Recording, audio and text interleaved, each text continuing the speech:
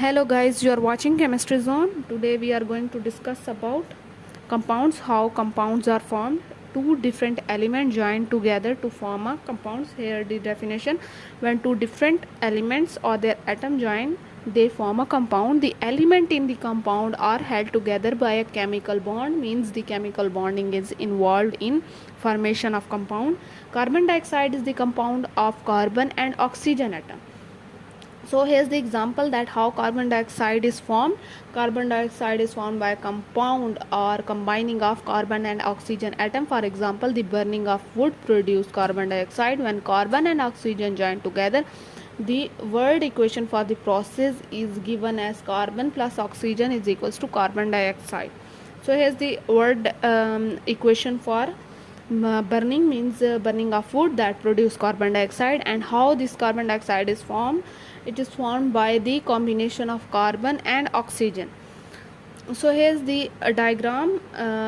This is carbon, element of carbon, and this is the oxygen, two atom of oxygen. When one atom of carbon and two atom of oxygen are joined together, they form the molecule of compound, that is CO2, means carbon dioxide.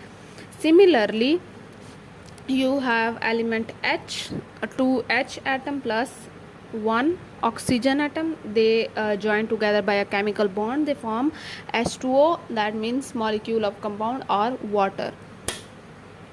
Now we have characteristic of compounds. Compounds are made up of same type of molecules. They have the same type of molecule. A compound can be broken into its constituent element by some chemical means.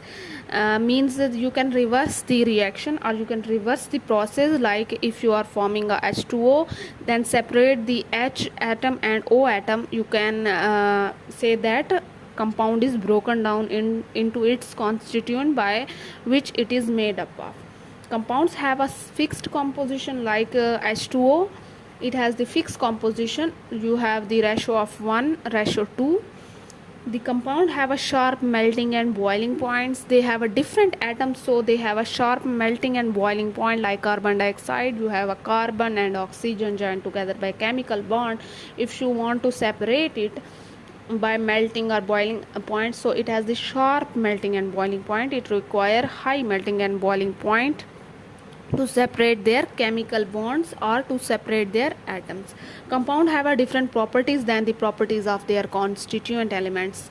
If you are taking an example as carbon dioxide, then it is difficult for carbon dioxide, it is difficult for a carbon and